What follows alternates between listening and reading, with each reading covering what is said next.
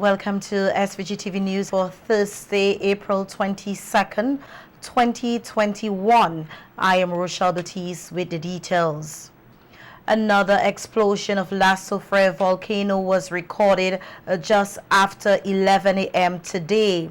The UWI Seismic Research Center says these explosions can happen without warning, noting that the ash plume from today's explosion went up to above 8 kilometers into the atmosphere. The scientific group says most of the materials seem to be going out towards the sea and assured that they are continuing to monitor the event and will give updates accordingly.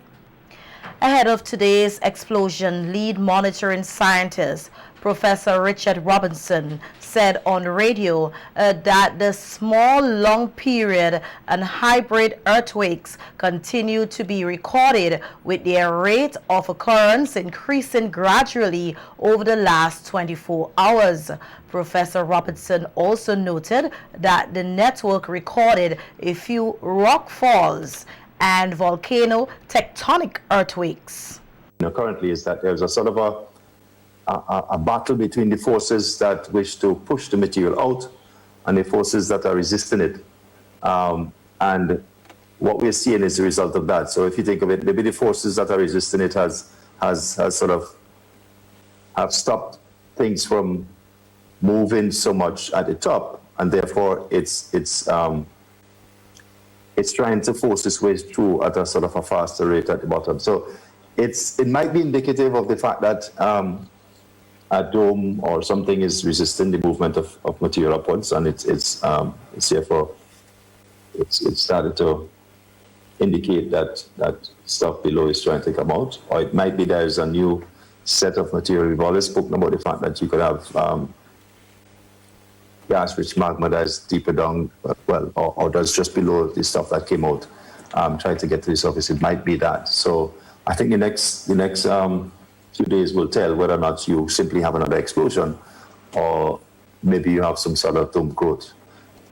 The lead monitoring scientist said the volcano is still into the early phase of the volatile components of the eruption, and there can be unexpected changes. Something new comes in. That's it. It will either stop with a dome or it stop with an open crater, and that's it. So one of the things that we will be looking for very closely is if there's any evidence of something from deeper coming into the system. We don't have that yet. So, but we still, even though it's a 3-month eruption going on, we're still into the early phases of the explosive component of it. So things could change still. And one of the things we look for closely is a change. And as I said, something slightly has changed over the last 24, 48 hours. And that's indicative of maybe we'll see something slightly different. I don't think fundamentally different at this. You're going to have either explosions or no explosions. And that's what you have. I don't think we're out to the explosive phase yet. But in terms of whether or not when it will stop, which is what you're essentially asking, I think it will stop at some point. But when, I don't think we don't think currently, for how this volcano behaves, it will go on for years, still like in a Montserrat situation. It will go on for probably weeks, months, probably a little bit longer than that. Also on radio today, Prime Minister Dr. Ralph Gonsalves said that the government has already begun to identify parcels of land for evacuees who want to relocate from the red zone. We would like to, we are already beginning to identify parcels of lands, because you may recall an earlier discussion which I had with Professor Robertson about migratory patterns internally after the 1902 and the 1979 eruptions. And you would recall that I said that has implications for housing, lands, housing, health delivery, education. Prime Minister Gonsalves said with relocation, certain measures will have to be put in place for the expansion of clinics and schools and other key infrastructures. Let's say, for instance, at Connery, where there is still some state lands. If we if some people are relocated there, you're going to need, depending on how many, the primary school will have to be larger. The primary school at the moment has about 100 people, 100 students, because it's a small, the villages at the moment in Connery is small. If you get lands in Byra, and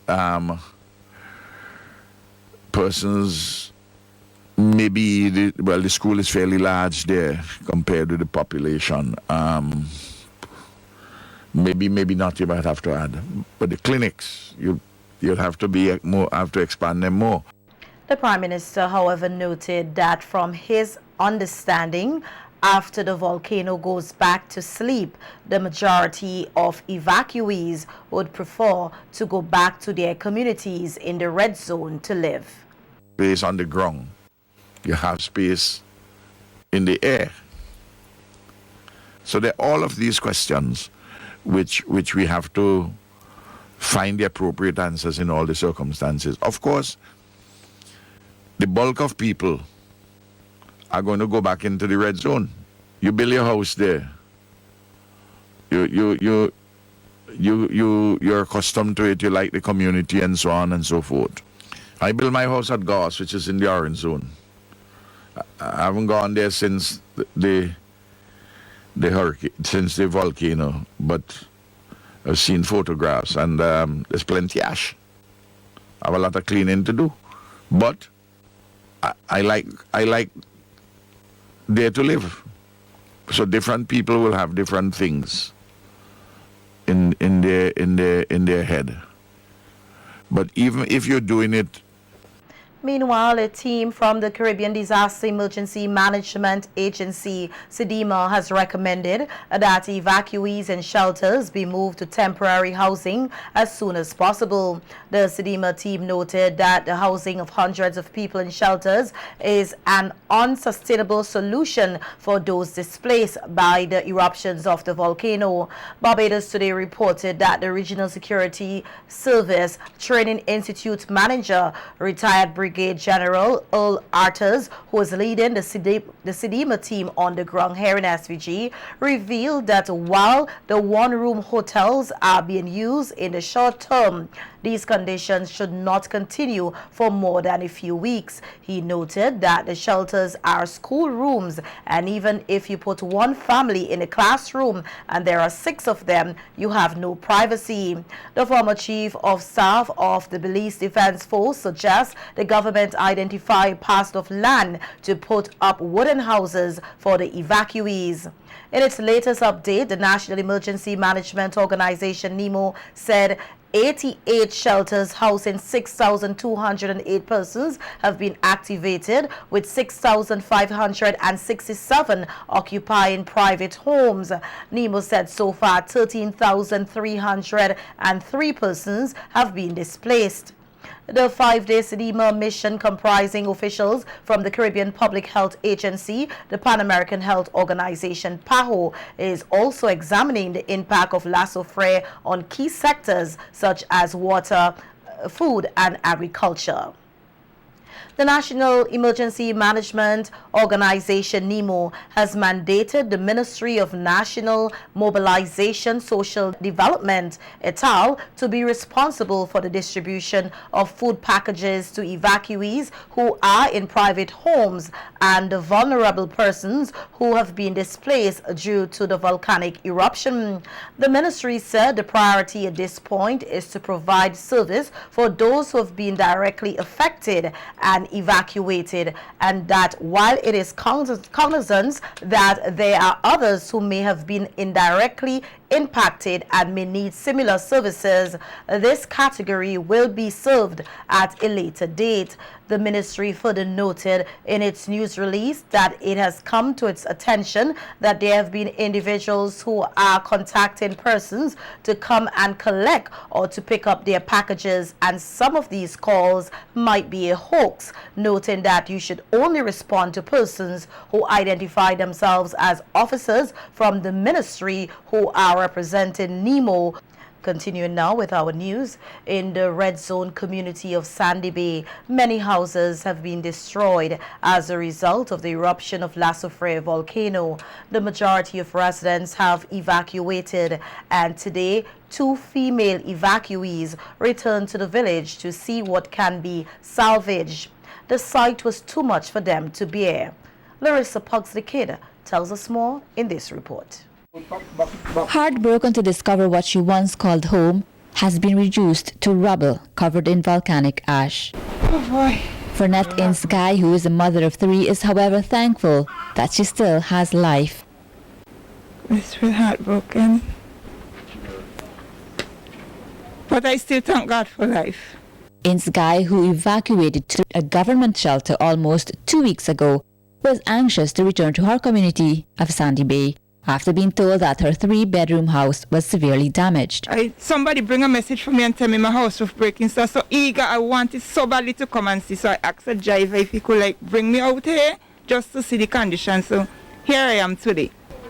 The emotional woman made several attempts to get behind the rubble to salvage some items, but it was almost impossible to do so as most of her belongings are covered up. To that side I have a stove up there, but I can't get it, I can't sit because of how these is. And then the beds them, well, let's say the beds them still remain, but then I know the mattress them and thing them ain't good, man. Vanessa Nanton also returned today, and she too was heartbroken. She gave me an apartment today. She gave me a room to stay because I didn't have no way to, so she gave me a room to stay. I can't say nothing. At another area in Sandy Bay, we caught up with 80-year-old Lionel Duet, whose home was also destroyed. Well, we need help to fix it, because we have the finance to fix it, so we have to look for help. This other elderly man said he is devastated. However, he was able to save some valuables. I get my welding machine here. Well, this I was frightening fire, because if somebody go with it, okay, I get $1. So I give me $1 sometimes, right? But somebody go call me for do. Well, I do bulk bars, gates, you know what I mean? As welding to help out the situation. The Sandy Bay residents who returned to visit their home today are confident that the community will rise again, noting that they are a resilient people with Chatoyer's blood. Flag still standing, boy. Strong Vinci flag. Still proud to be a Vinci. For SVG-TV News, Larissa Pugsley Kid.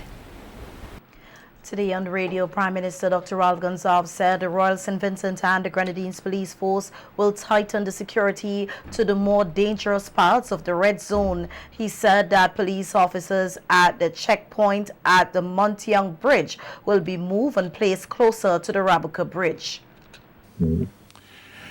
And do we have security personnel at the entry to the red zone? The security has not been of the tightest in allowing access to the red zone. Yeah.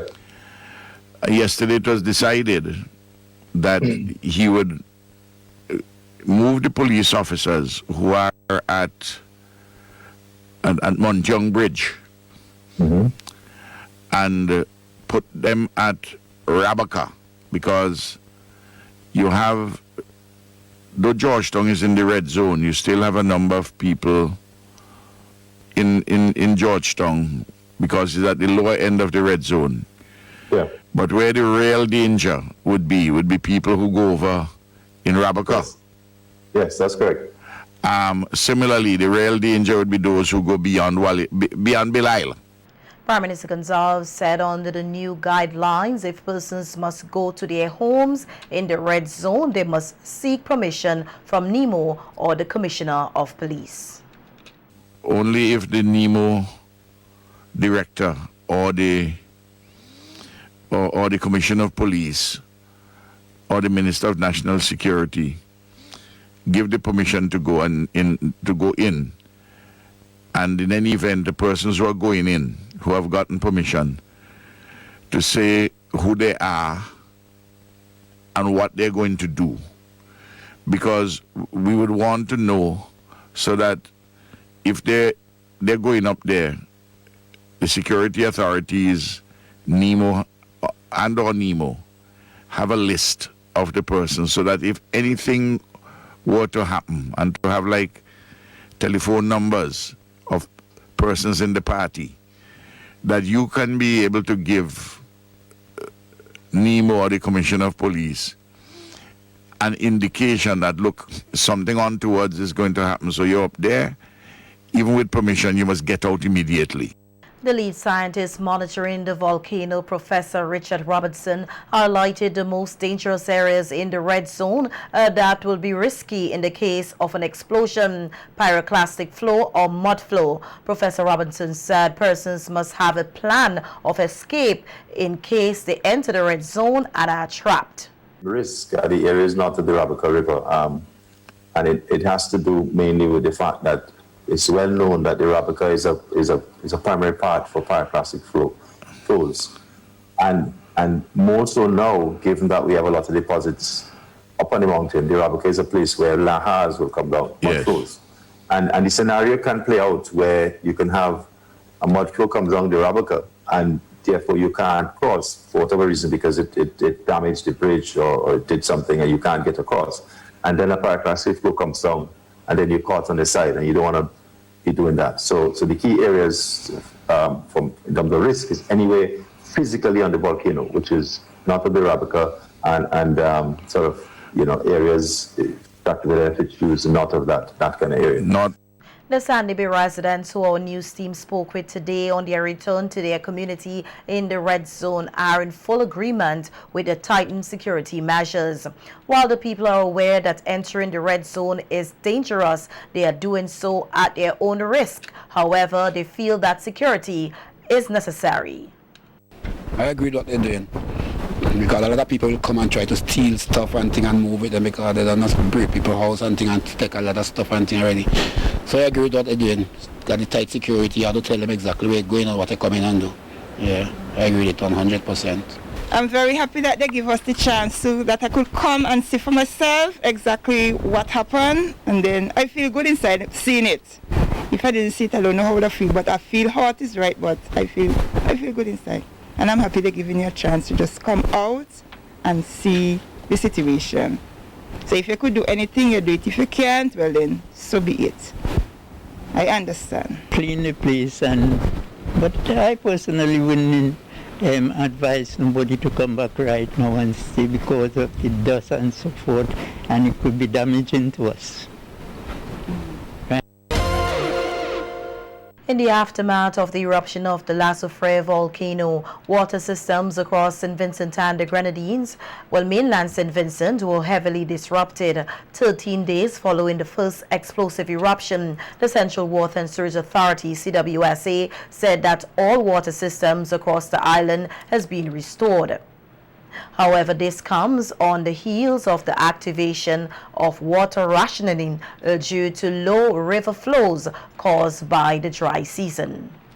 The Central Water and Sewage Authority wishes to report that all 7 water supply systems affected by the recent series of volcanic eruptions have now been fully restored. There are, however, a few areas of very high elevation that will still experience periodic interruptions in their supply as the distribution system gradually returns to normal pressures. In the interim, water will continue to be trucked to these areas. The CWSA also wishes to notify all its customers that because we are in the midst of the dry season, it is now experiencing significantly reduced river flows and also an increase in demand in the green zone, consequent upon the relocation of evacuees to that area. The CWSA will now join the water authorities in Grenada and Barbados in implementing a first phase of water rationing commencing today, April 22, 2021. This water rationing will take place mainly at night between the hours of 9 p.m. and 6 a.m. on some areas of the Dalloway and Montreal systems. Residents will be advised and updated daily via the media, including the CWSA's Facebook page. While all water systems have been restored, communities in the red zone will not see their water supplies reconnected until that zone is deemed safe. withstanding any additional excessive ash fall from another explosive eruption of the volcano. Water systems should remain operational. And full operations will resume this Saturday at the Argyle International Airport. This was noted in a news release from Chief Executive Officer Corsell Robertson, who says that the AIA continues to make significant strides in the process of cleaning the aerodrome to ensure that all international standards to accommodate aircraft are achieved. Robertson used the opportunity to express appreciation to those whom she said contributed to the AIA returning to operations by way of water mass donation, equipment and manpower. The public is asked to note that cleaning will be ongoing at the airport as ash persists in the atmosphere. The cargo terminal at the airport is also expected to return to normal operations from 8 a.m. tomorrow, Friday, April 23rd. The head of airport says the J.F. Mitchell Airport remains open under special conditions due to the terminal building repair work in progress, and that the Canouan, Union Island and Mustique airports remains operational from 9 a.m. to 5 p.m. The public is reminded that the prevailing protocols for COVID-19 remains in effect. The police here are investigating the circumstances surrounding the death of Shane Cabral, a 24-year-old laborer of Glen, that occurred last evening at about 9:06 p.m. The police say preliminary investigations reveal that the deceased was in an area of Glen when he was approached and shot multiple times by two unknown masked gunmen. Officers stationed at the Calico police station were informed and they visited the scene. Upon arrival, the deceased was met motionless and unresponsive with what appeared to be gunshot wounds about his body. The district medical officer was summoned and he pronounced Cabral dead.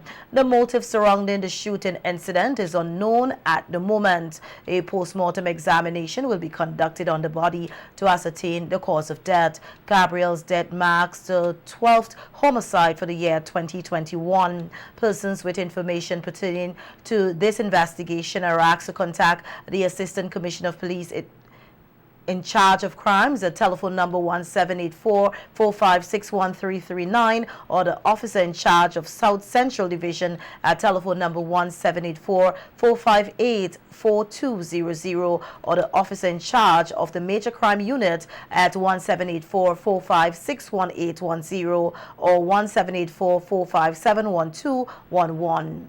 or any police station or police officer you are comfortable with. All information, they say, will be treated confidentially. Investigations into the incident are ongoing.